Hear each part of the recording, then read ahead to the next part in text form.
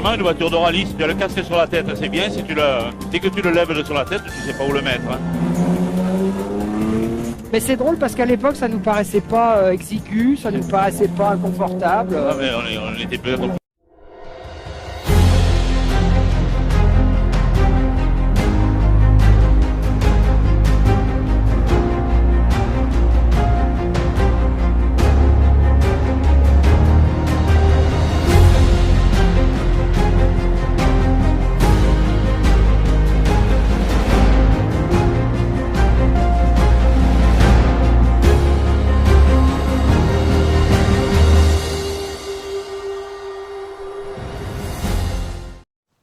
Bonjour les passionnés automobiles, là je suis au showroom Espace Centuri à Wissous, donc c'est un préparateur de voitures italiennes pour le Tour de Corse historique et pour d'autres événements.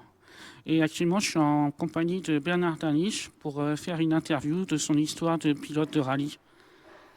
Bonjour monsieur Bernard Danisch. Bonjour à tous. Ben, écoutez, je vous remercie d'être présent pour mon interview, ça fait plaisir. Quand on parle à des passionnés, voilà. C'est toujours un plaisir. Et en plus, vous ne connaissez pas ce garage, donc déjà, ça fait plaisir. Et je suis voisin en plus. Oui, en plus. Donc, comment ça vous est venu d'être pilote de rallye? Ça m'est pas venu. Je crois que ça m'est même pas encore venu. J'y suis tombé par hasard. Oui. J'ai rencontré un garçon en 1966. Ça fait vieux. En 1966, un garçon qui était en panne, qui était un rallyman avec une Austin Cooper. Il était en panne en forêt de Fontainebleau. Je me suis arrêté, parce qu'à l'époque, on n'avait pas peur de se faire égorger. Donc je me suis arrêté pour le dépanner. Je l'ai emmené à Fontainebleau, là où il habitait. De fil en aiguille, je suis devenu un ami. Il m'a emmené voir un ou deux rallyes avec lui. Ouais. Je suis devenu son coéquipier occasionnel. Je prenais les notes parce que son coéquipier attitré avait de moins en moins de temps, donc je prenais les notes. Et un beau jour, il m'a dit, mon coéquipier Alain Jagnet part aux États-Unis. Si tu veux, tu es mon coéquipier. Mais je lui dis, moi, j'ai pas d'argent, je peux pas, c'est pas mon monde, je peux pas quoi.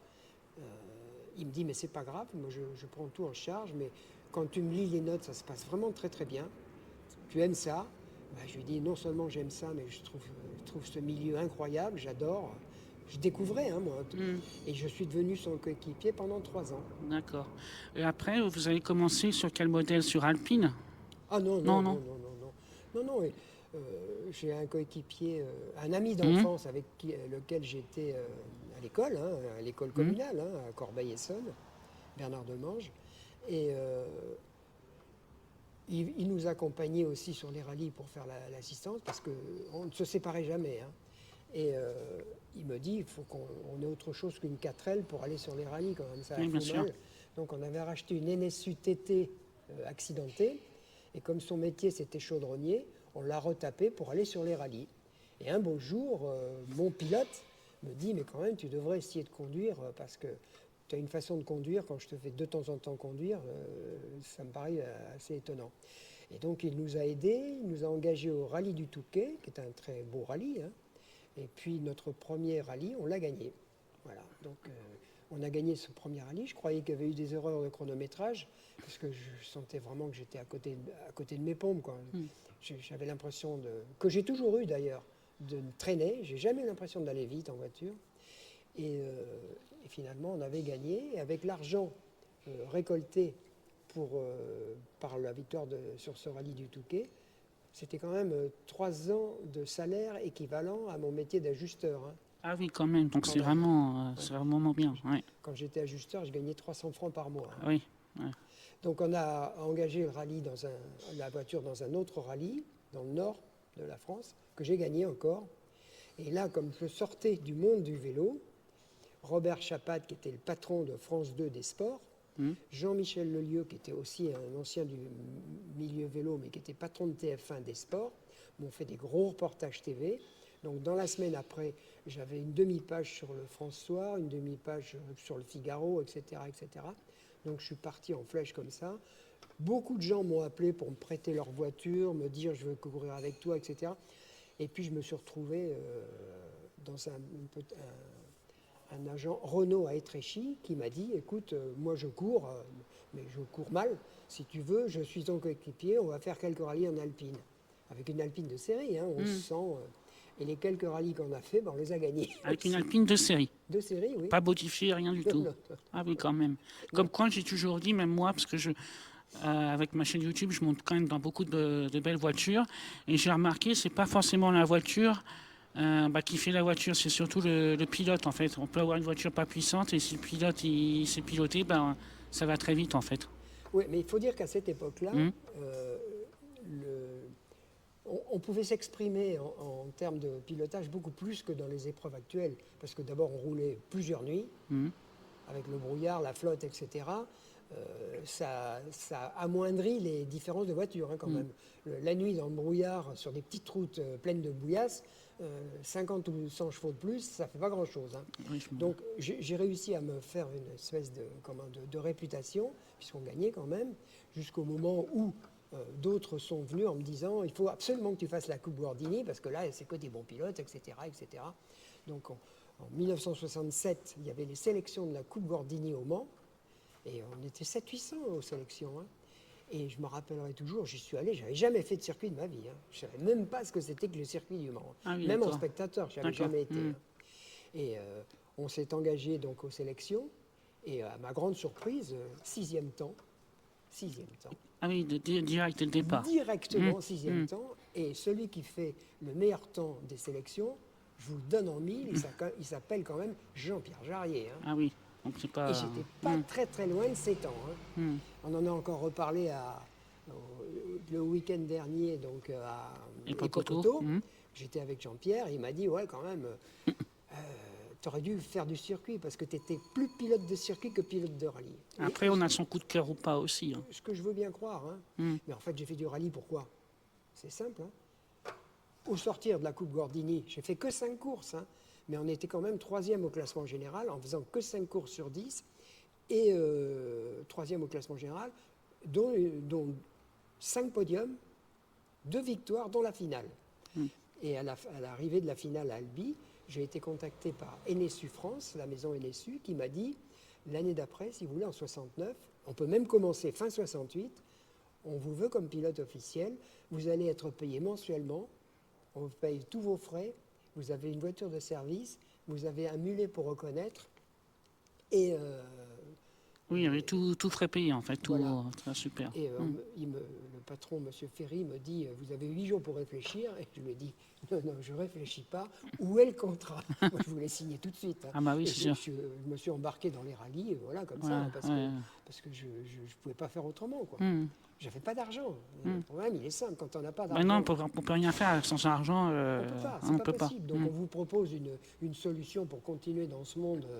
de l'automobile. La compétition automobile, c'est un monde interdit quand même. Hein. Tout le monde n'y rentre pas. Hein. Non, c'est fermé, oui. C'est très, très fermé. Donc, on proposait cette voie pour être pilote officiel. J'y suis allé, quoi. D'accord. Et au niveau des voitures de rallye, laquelle vous a plus marqué? Alors, il faut être objectif dans la vie. Celle avec laquelle j'ai eu le plus de réussite, c'est la Lancia Stratos, puisque sur 87 victoires au total, il y en a 43 avec la Stratos. D'accord. Mais ce qui me plaît, moi, avec ces 43 victoires, c'est que je n'ai pas eu une seule sortie de route avec la Lancia Stratos. Aucune. 43 victoires sans sortie de route. La seule Stratos qui a été pulvérisée, qui a été démolie, c'est dans un rallye en Espagne, je crois que c'est le rallye d'Espagne, enfin, peu importe, un rallye en Espagne, où j'ai été arrêté à un contrôle stop après une épreuve spéciale. J'étais en tête du rallye, hein, et Androuet, avec sa Fiat 131, comme d'habitude, n'a pas écouté sa coéquipière Biche, et est arrivé comme un furieux, sans s'être rendu compte que l'épreuve était terminée. Il m'a pulvérisé la voiture. Ah oui, il a failli me tuer, il a pulvérisé la voiture. Et il ne s'est même pas excusé, il faut quand même le savoir. Et du coup, au niveau des Alpines, qu'est-ce qui vous est comme souvenir qui vous est arrivé avec les Alpines? Alors, ma première grande victoire, c'est avec une Alpine, c'est le Tour de Corse, en 1970. Je venais donc de signer ce contrat de 3 ans avec Alpine en 1970. Toute la première partie de l'année en 1970, je n'avais pas les mêmes voitures que les autres pilotes officiels, parce que j'étais en surnombre en fait, parce qu'il y avait déjà 8 pilotes officiels.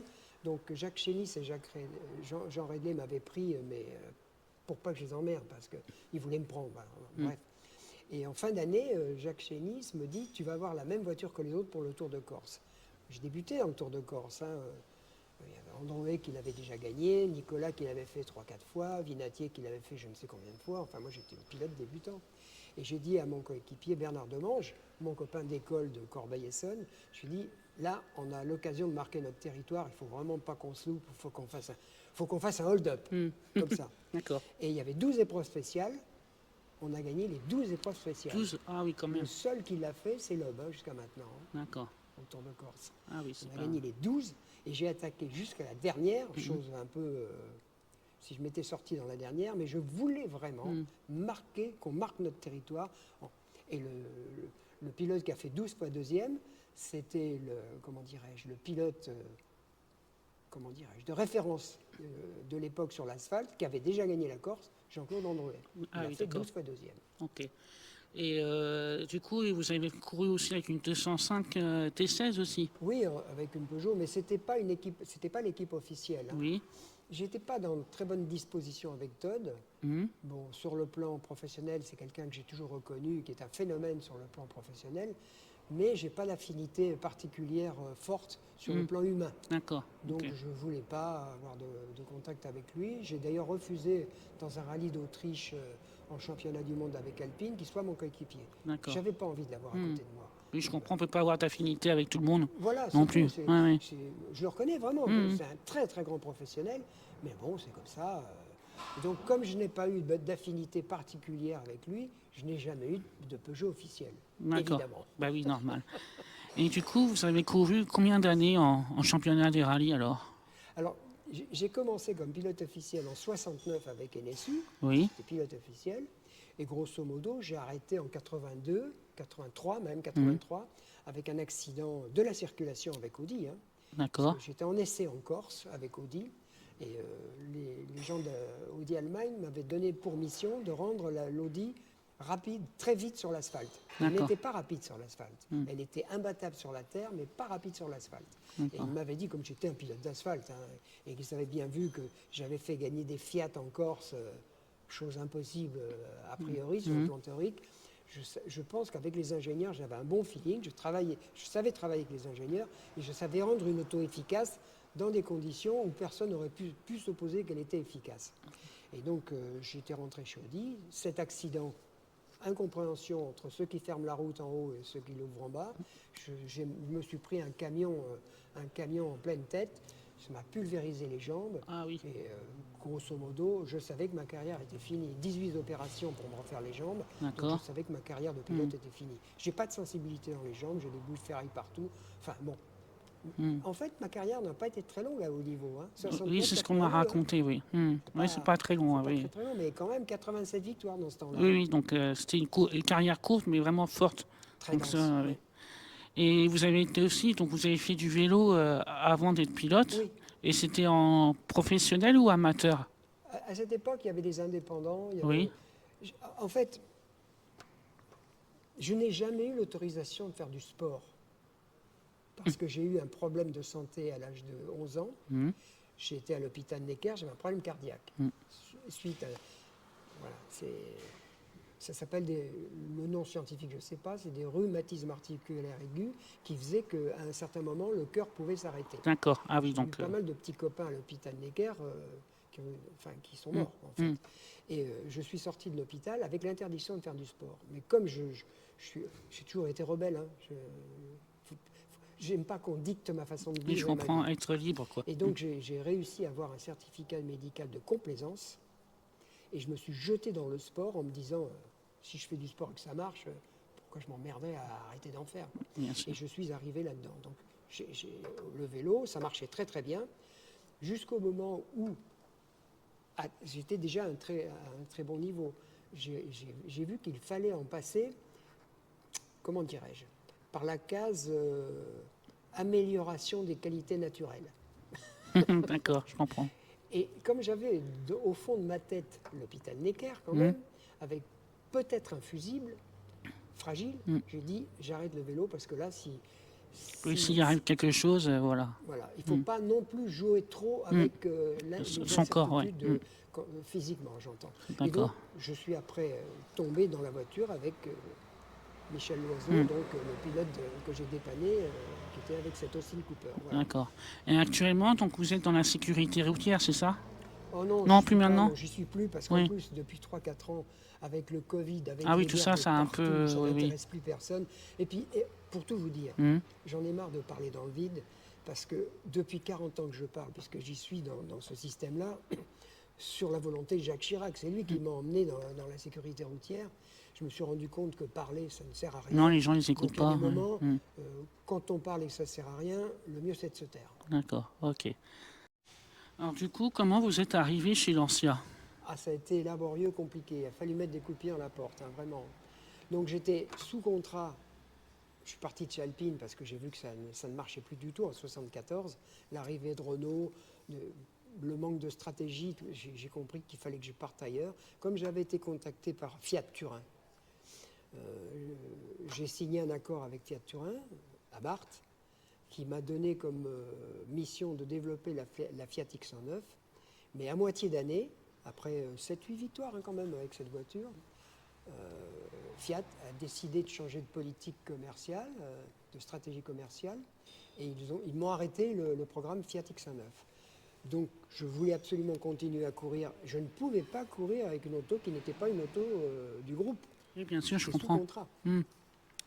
Donc avec mon ami Bernard Spandler, qui était le patron de Radio Monte Carlo, on a imaginé de louer une voiture chez Bob Néret.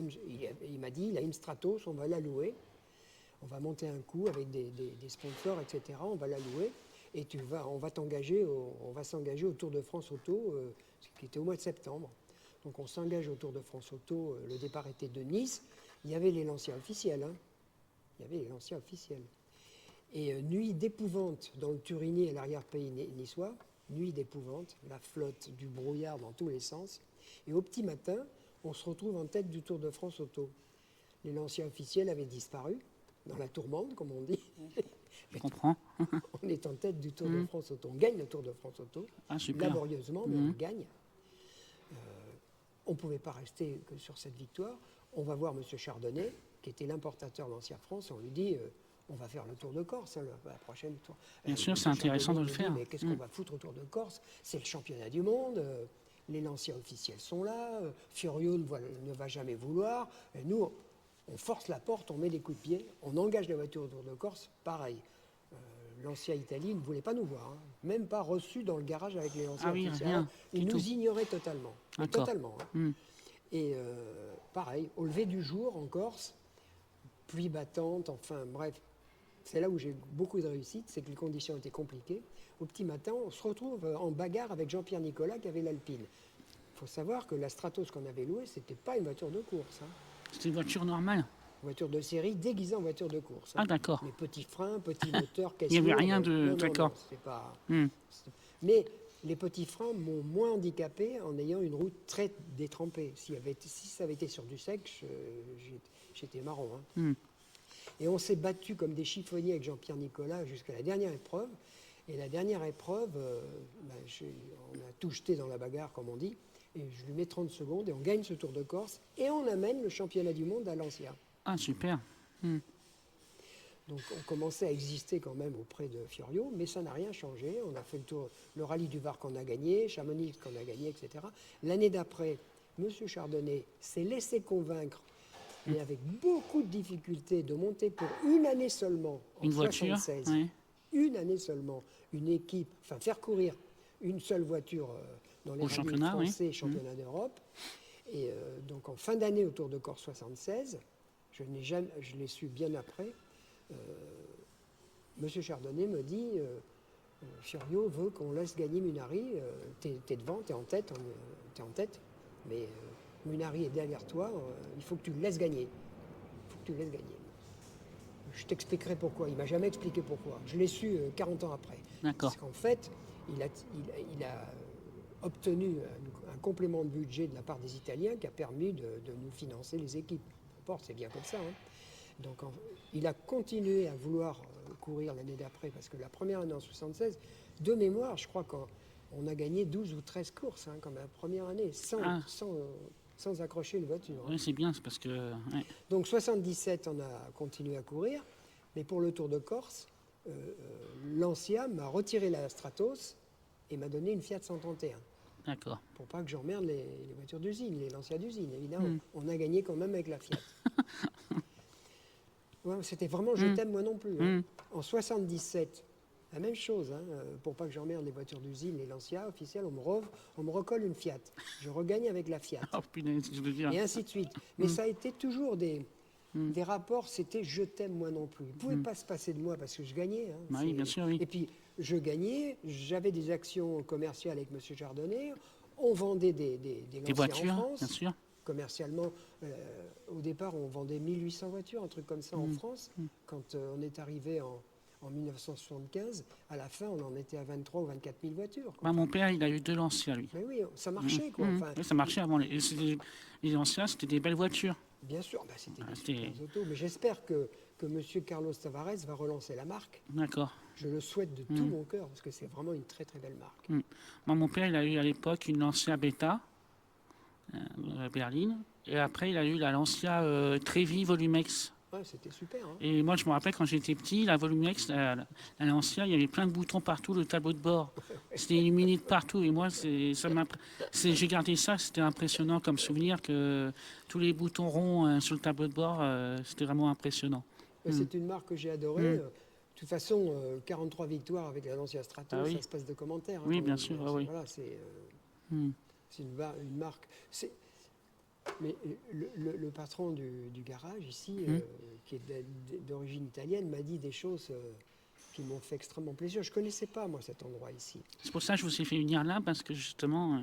Et il m'a dit, il avait des rapports, il m'a cité des noms que je connais d'ingénieurs chez Abarth, etc.